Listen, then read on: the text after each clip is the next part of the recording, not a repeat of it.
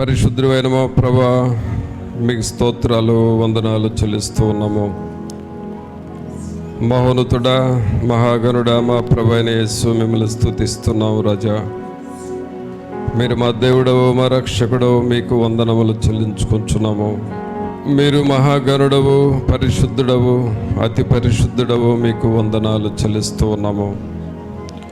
దేవదూతలు ఏ రీతిగా మిమ్మల్ని స్తుతించి ఆరాధన చేయుచున్నారో, మేమును అట్టి ఆరాధన మీకు సమర్పించుకుని వారముగా చేయండి. స్తుతి యాగము నర్పించుచు మా యెహోవా బలులను మీకు అర్పించుటకు సహాయము చేయండి. ప్రభువా, పరిశుద్ధాత్ముడా, మా హృదయములతో మీరు మాట్లాడండి.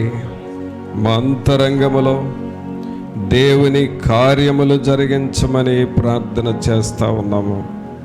ఈ ఆవరణమంతా మీరు ఉండండి ప్రభువా. మీ ఆత్మ నియమమే మమ్ములను పరిపాలించాలి, నడిపించాలి. పాడుచున్న పాటల ద్వారా మీరు మహిమ, ఘనత, ప్రభావములు మీరు ఆరోపించుకోనండి. పరిశుద్ధాత్ముడా, మీరు ఈ ఆరాధనకు అధ్యక్షత వహించి తండ్రి, కుమార, పరిశుద్ధాత్ముడు మహింపరచబడులాగున చేయమని మా ప్రభు అయిన యేసు నామమున అడిగి వేడుకొనుచున్నాము తండ్రి, ఆమేన్. పాటలు పాడుకుందామండి.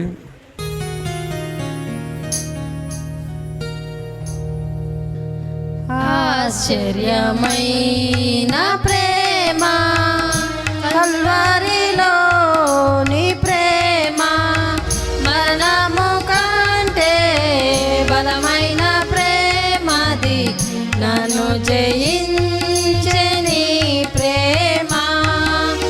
ఆశ్చర్యమైన ప్రేమ,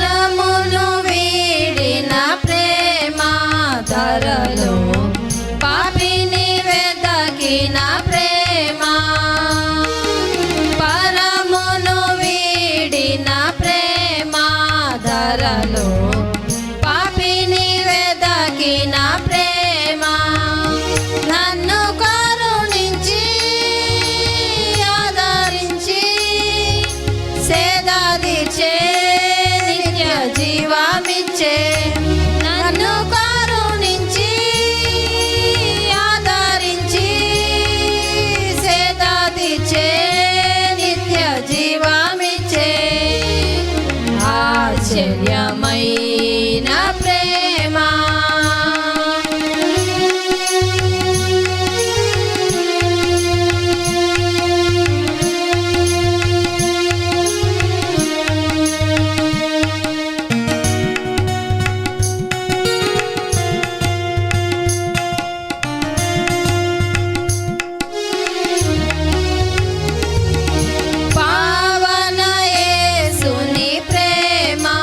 సిలువలో పాపిని మోసిన ప్రేమ,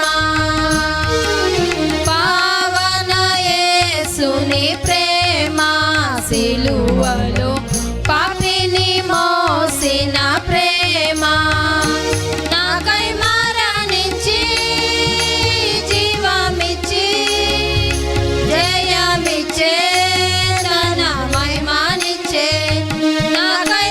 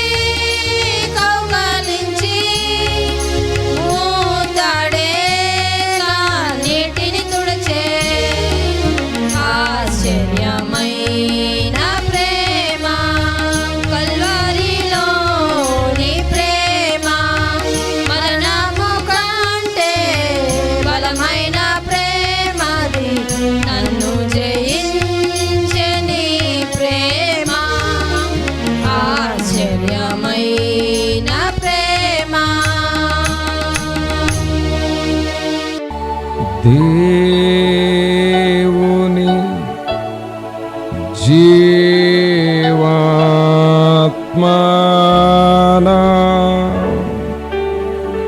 మీదికి రాము దేవుని జీవాత్మానా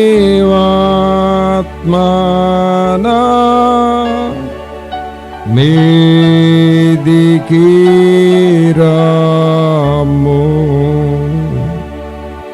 వేరాచు వాంచు మాలాచు నింపు దేవుని జీవాత్మానా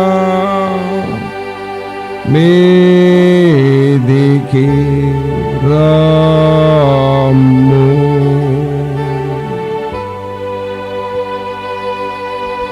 పరిశుద్ధుడైన మా ప్రభువా, మీకు స్తోత్రాలు వందనాలు చెల్లిస్తూ ఉన్నాము. మహోన్నతుడా, మహాగణుడా, మా ప్రభువైన యేసు మిమ్మల్ని స్తుతిస్తూ ఉన్నాము. మీరు మా దేవుడవు, మా రక్షకుడవు, మీకు వందనాలు. మహాగణుడవు, మహోన్నతుడవు, మిమ్మల్ని స్తుతిస్తూ ఉన్నాము ప్రభా. మమ్మల్ని ప్రేమించి మీరిచ్చిన ఈ సమయాన్ని బట్టి మీకు వందనాలు చెల్లిస్తూ ఉన్నాము. మీ కృపలో మమ్మల్ని కాచి కాపాడుచున్న దేవా, మిమ్మల్ని స్తుతిస్తూ ఉన్నాము. మీ సన్నిధిలోనికి మమ్మల్ని తీసుకొని వచ్చినారు. మీ ఆత్మశక్తిని, పరిశుద్ధాత్మ తాకుదల అభిషేకమును మాకు మీరు దయచేయండి. మీ వాక్యము ద్వారా మాతో మీరు మాట్లాడమని నజరేయుడైన యేసు నామమున అడిగి వేడుకొంచున్నాము తండ్రి, ఆమేన్. మంచిది పిల్లరా, దేవుని వాక్యం చూసుకుందాం. కీర్తనల గ్రంథంలో నుండి 111వ కీర్తన.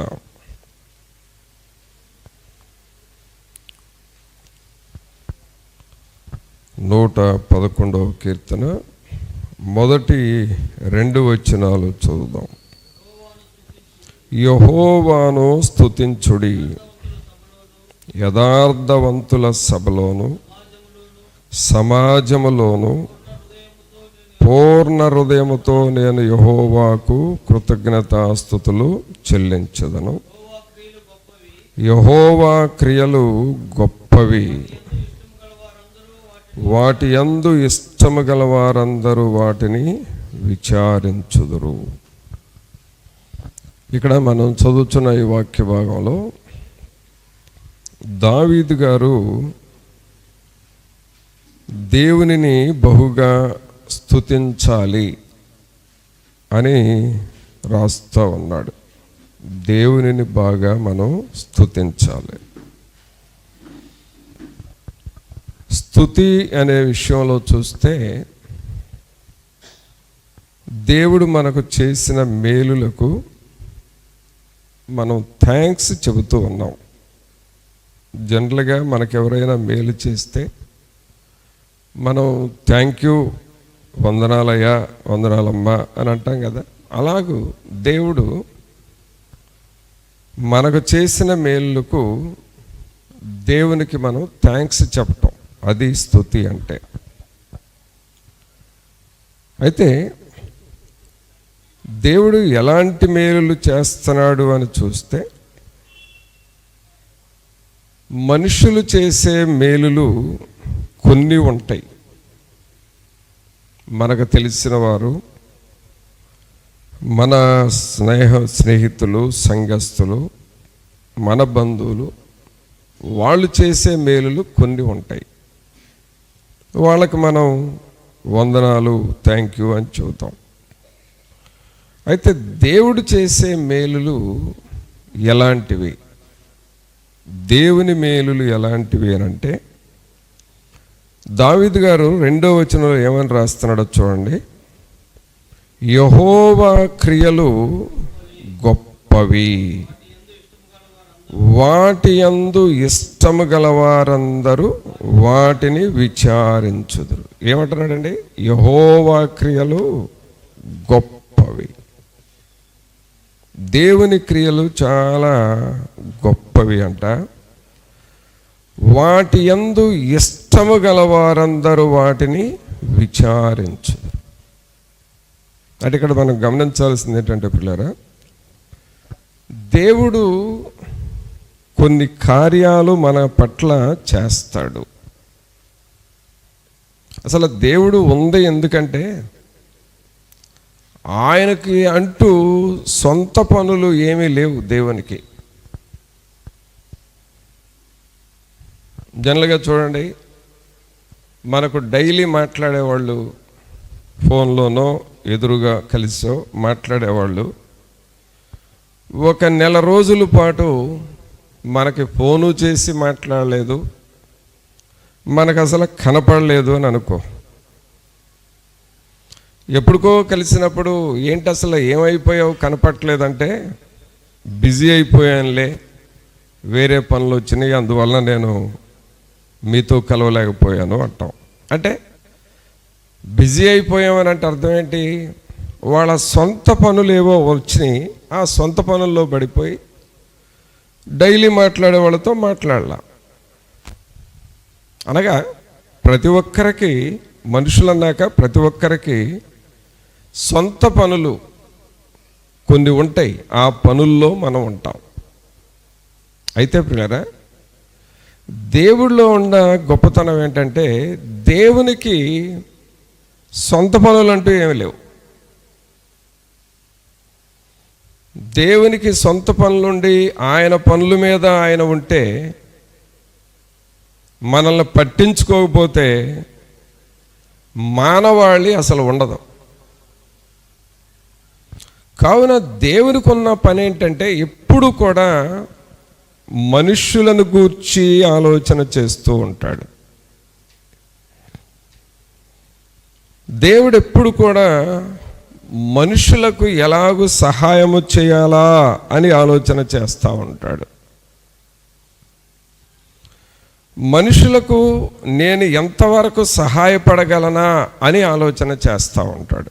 అది దేవుని యొక్క పని. శనివారం ఉపవాస కూటంలో ఒక పిల్లవాడు చెబుతా ఉన్నారు. పిల్లవాడు అంటే ఎంత, ఒక 6th క్లాస్ అయి ఉంటుంది. 6th క్లాస్ పిల్లవాడు అంటున్నాడు, దేవుని గూర్చి నీకేం అర్థమైంది బాబు అని అడిగితే, ఆ పిల్లోడు ఏమంటున్నాడంటే, దాదాపు ఆ మందిరం నిండా జనాలు ఉన్నారు, అంతమందిలో తను చెబుతున్న మాట ఏమిటంటే, దేవుని గురించి నీకేం అర్థమైంది అని అడిగితే, దేవుడు మన క్షేమమును గూర్చి ఎప్పుడు పట్టించుకుంటాడని నాకు అర్థమైంది అని అన్నాడు. ఒకసారి చప్పట్లు కొట్టండి ఆ పిల్లోడుకున్న గ్రహింపును బట్టి. ఏమంటున్నాడు? దేవుడు మన క్షేమాన్ని గురించి ఎప్పుడు పట్టించుకుంటాడు అని నాకు అర్థమైందయ్యా అని అంటున్నాడు. కావున ప్రభునందు ప్రియరా, దావీదు గారికి కూడా అదే అర్థమైంది. దేవుడు మన క్షేమాన్ని గూర్చి పట్టించుకుంటాడు. అందుకని ఇక్కడ ఏమంటున్నాడంటే 2వ వచనంలో, యెహోవా క్రియలు గొప్పవి. దేవుని కార్యాలు గొప్పవి. ఆయన కార్యాలు గొప్పవి అని మనకు ఎలా తెలుస్తుంది అని అంటే, మరి జరుగుతున్నటువంటి ఈ భూగోళంలో జరుగుతున్న మార్పులు మనం చూస్తూ ఉంటే ఇవన్నీ దేవుడు నిర్వహిస్తున్నాడనేది తెలుస్తుంది. అదొక గొప్ప పని. అయితే మానవులకు దేవుడు చేసే కార్యాలు గొప్పవి. ఇవి ఎవరికి అర్థమవుతాయి అని అంటే, రెండవ లైన్ చూడండి, వాటి యందు ఇష్టము గలవారందరూ వాటిని విచారించుదురు. అంటే నీకు కూడా ఇష్టము ఉండాలి. నీకు కూడా ఇష్టం అంటే నీకు కూడా ఇదేంటో తెలుసుకోవాలనే మనస్సు ఉండాలి. ఇప్పుడు బైబిల్ చదువుతున్నాం, బైబిల్ ఎలా చదువుతున్నాం? చదివామండి అని అంటాం. ఎలా చదువుతున్నాం? నాకు సంవత్సరం అంతా బైబిల్ చదివే అలవాటు ఉందండి. రోజుకు ఒక 3 చాప్టర్స్ చదువుతాను. ఎందుకంటే డిసెంబర్ వస్తుంది కదా, ఈ సంవత్సరం అయిపోయేలోపు బైబిల్ చదవాలనేది ఒక నియమం పెట్టుకున్నాను. అందువలన రోజుకు 3 చాప్టర్స్, సండే వచ్చేసరికి 5 చాప్టర్స్ చదివితే బైబిల్ పూర్తవుతుందని చదువుతున్నానని అంటారు కొంతమంది. అంటే వాళ్ళు బైబిల్ పూర్తి చేయాలి అనే ఉద్దేశంతో చదువుతున్నారు, మంచిదే, అలా చదివి ముగిస్తారు. కానీ ఇక్కడేమంటాడంటే వాటి యందు ఇష్టము గలవారందరూ, అంటే బైబిల్ పూర్తి చేయాలనే ఉద్దేశంతో చదవటం మంచిదే, చదవాలి. కానీ ఇంకా ఇష్టం అనేది నీవు కలిగి ఉండాలి. అంటే దేవుడు నాకేమి చెబుతున్నాడు, దేవుడు నా పట్ల ఏం చెబుతున్నాడు, నాతో ఏం మాట్లాడతాడనేది మనలో ఒక ఆశ ఉండాలి. దీన్ని ఇంకేమని చెప్పవచ్చు అంటే స్పెషల్ ఇంట్రెస్ట్, ఒక ప్రత్యేకంగా మనం చదవాలి. మనం అలాగూ దేవుని వాక్యం మీద, దేవుని మీద ఇష్టము పెట్టి, అంటే హృదయమంతటిని మనసంతటిని పెట్టి నువ్వు చదువుతూ ఉంటే, ధ్యానము చేస్తూ ఉంటే, అలాగే దేవుని పట్ల ఆసక్తి నువ్వు కలిగి ఉంటే దేవుని కార్యాలు గొప్పవి అని మనకు అర్థమవుతుంది. దేవుని కార్యాలు గొప్పవి అని అర్థమవుతుంది. ఒక మెడికల్ కౌన్సిలింగ్కి వెళ్ళిన ఒక అమ్మాయి, తను మెడిసిన్ సీట్ రావాలని ప్రార్థన చేసుకుంటా ఉంది. వాళ్ళ పేరెంట్స్ కూడా మంచి ప్రార్థనా పరులు, ప్రార్థన చేసుకుంటున్నారు. అయితే ప్రభువుని అడిగిందంట, ప్రభా నాకు తప్పకుండా ఈ సంవత్సరం, లాస్ట్ ఇయర్ రాకపోయినా ఈ సంవత్సరం అయినా మెడిసిన్ సీట్ రావాలని ప్రార్థన చేసుకుందంట. ప్రార్థన చేస్తామంటే ఆర్డర్ ఆఫ్ మెరిట్లో తనకు ప్రభు చెప్పిన మాట ఏమిటంటే, ఈ సంవత్సరం నేను నీకు మెడిసిన్ సీట్ ఇస్తాను అని చెప్పాడు. సరే ప్రార్థన చేసింది, ఆ వాక్యాన్ని నమ్మింది. కౌన్సిలింగ్కి వెళితే ఏమైందంటే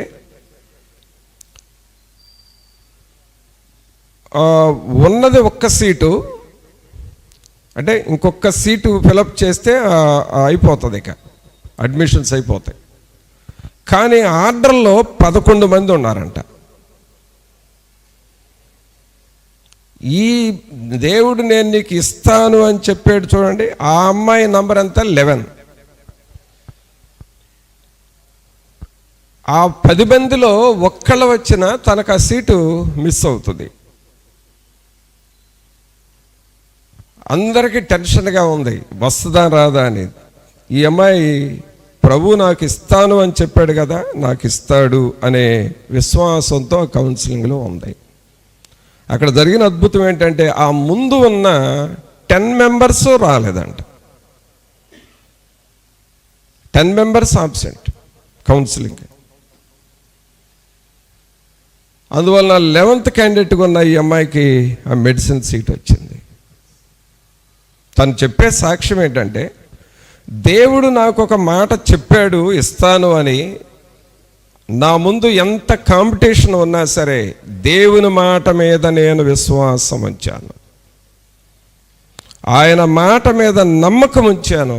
నా ముందున్న 10 మెంబర్స్లో ఒక్కళ్ళు వచ్చినా నా సీటు మిస్ అవుతుంది. ఆ 10 మెంబర్స్ రాలేదు కాబట్టి 11వ క్యాండిడేట్గా నాకు సీట్ వచ్చింది అని. అంటే దేవుని మీద ఇష్టము కలిగి దేవుని కార్యాలు గొప్పవని నమ్మి ప్రార్థన చేసుకుంది. కావున ప్రభునంతులరా, జనరల్గా దేవుని దగ్గరకు రావటము ఒకటి, బైబిల్ చదవటం ఒక స్థాయి, కానీ దేవుని మీద నువ్వు ఇష్టం ఉంచి దేవుడు నా పట్ల ఎలాంటి కార్యాలు చేస్తాడా అనేది నువ్వు ఆలోచన చేస్తే, ధ్యానము చేస్తే, నీవు ఒక పర్సనల్ మిరకల్ని దేవుని దగ్గర అందుకుంటావు. నీకిష్టం ఉండాలి. దేవుడు అద్భుతాలు చేస్తాడని చెప్పుగానే ఓహో చేస్తాడంట, నిజమే, దేవుడు గొప్పోడే, దేవుడు చేస్తాడు అంటే నేను కూడా నమ్ముతున్నా, దేవుడు గొప్పవాడే అని. జనరల్గా దేవుడు గొప్పవాడు అని నువ్వేమి పెద్దగా స్టేట్మెంట్స్ ఏమి ఇవ్వనవసరంలా. దేవునికి ఆయన గొప్పవాడే అని నువ్వు చెప్పనవసరంలా. ఆయన గొప్పతనం ఏంటో నీకు తెలియాలంటే నీవు పర్సనల్ ఇంట్రెస్ట్ పెట్టాలి. పర్సనల్గా ప్రభా నువ్వు గొప్పవాడని నేను నమ్ముతున్నాను, నా జీవితంలో ఒక అద్భుతం చేయాలి, నువ్వు నా పిల్లల్లో ఒక అద్భుతం జరగాలి, నా కుటుంబంలో I want to see a miracle, ఒక అద్భుతాన్ని నేను చూడాలి అని అనుకుంటున్నాను అని నువ్వు పర్సనల్ ఇంట్రెస్ట్గా అడగాలి. అంతేగాని నువ్వు మోకాళ్ళుంచి తలంచి ప్రభా నువ్వు గొప్పవాడు అని నమ్ముతున్నాను, నువ్వు చాలా అద్భుతాలు చేస్తావని నమ్ముతున్నాను, నీ అంత గొప్ప దేవుడు లేడని, మీ వాక్యం చాలా గొప్పది, బైబిల్ గ్రంథం అన్నిటికంటే శ్రేష్టమైన గ్రంథం అని నమ్ముతున్నాను అని జనరల్గానంటే అది జనరల్ ప్రేయర్ అంతే. అక్కడ మనం తీసుకోవాల్సింది ఏమిటంటే జనరల్లో నుండి పర్టికులర్కి రావాలి. అందరికీ సంబంధించిన మాటలో నుండి నీ పర్సనల్గా ఒక మాట నువ్వు తీసుకోవాలి. అది దేవుని కార్యము నువ్వు గొప్పది అని తెలుసుకుంటావు. అలాగే ప్రియులారా, ఇక్కడ దావీదు గారు కూడా దేవుడు గొప్పవాడు, దేవుని స్తుతించాలి అని అంటూ ఏమంటున్నాడంటే ఆయన జీవితంలో జరిగిన గొప్ప కార్యాలు తలంచుకుంటూ దేవుని కార్యాలను గురించి చెబుతూ 2వ వచనంలో ఏమంటాడంటే యెహోవా క్రియలు గొప్పవి, వాటి యందు ఇష్టము గలవారందరూ వాటిని విచారించుదురు. వాటి యందు ఇష్టము గలవారందరూ విచారించు. ప్రభా నువ్వు గొప్ప గొప్ప కార్యాలు చేశావు, నీకు వందనాలు అని చెప్తావు, మంచిదే, కానీ నా జీవితంలో కూడా జరగాలని నువ్వు కోరుకోవాలిగా. నా కుటుంబంలో కూడా ఒక అద్భుతం జరగాలి అని నువ్వు అడగాలిగా దేవుణ్ణి. నీవు గొప్పవాడవే, కానీ నీ కార్యాల్లో ఒకటైనా నా జీవితంలో జరగాలి, 2 నా జీవితంలో జరగాలి. ఆల్రెడీ కొన్ని చూసి ఉంటే మరొకసారి నేను చూడాలని నువ్వు అడగాలిగా దేవుణ్ణి. దానికి పర్సనల్ ఇంట్రెస్ట్ కావాలి పిల్లరా. You have to pay personal interest on the word of God. దేవుని వాక్యం మీద నీవు వ్యక్తిగతమైన మనస్సు పెట్టాలి. అందుకే పౌలు గారు తిమోతికి ఏమని రాస్తాడో చూడండి. తిమోతికి రాసిన మొదటి పత్రికలో 1 తిమోతి 3వ అధ్యాయం చూడండి. 1 తిమోతి 3వ అధ్యాయము 15వ వచనం చదవండి. అయినను నేను ఆలస్యము చేసిన ఎడల దేవుని మందిరములో అనగా జీవము గల దేవుని సంఘములో జనులు ఎలాగు ప్రవర్తింపవలెనో అది నీకు తెలియవలెనని ఈ సంగతులను నీకు రాయుచున్నాను. ఇక్కడ పౌలు గారు తిమోతికి ఏమని రాస్తున్నాడంటే దేవుని మందిరములో అనగా జీవము గల దేవుని సంఘములో జనులు ఎలాగు ప్రవర్తింపవలెనో అది నీకు తెలియవలెనని ఈ సంగతులను నీకు రాయిచున్నాను. ఇక్కడ మనం చూస్తే తిమోతికి అంటున్నాడు దేవుని మందిరములో. ఆ దేవుని మందిరం అంటే ఏంటి? జీవము కలిగిన దేవుని సంఘం. జీవము కలిగిన దేవుని సంఘం అంటే ఏంటి? మనము జీవము కలిగిన దేవుని ఆరాధన చేస్తున్నాము. ఆ జీవము కలిగిన దేవునిలో నుండి అక్కడ చేరే ప్రజలందరూ దేవుని జీవములో నుండి కొంత జీవమును మనుషులు పొందుకుంటూ ఉండాలి. దేవుని కార్యాలు ప్రతి ఒక్కరి జీవితంలో జరగాలి. అనగా పిల్లరా, దేవుని సన్నిధిలోనికి వచ్చిన వారిలో ప్రతి ఫ్యామిలీ, ప్రతి వ్యక్తి దేవుని దగ్గర నుండి కొన్ని అద్భుతాలు చూడాలి. అప్పుడు జీవము కలిగిన సంఘముగా సంఘం మారిపోతుంది. ఆమేన్.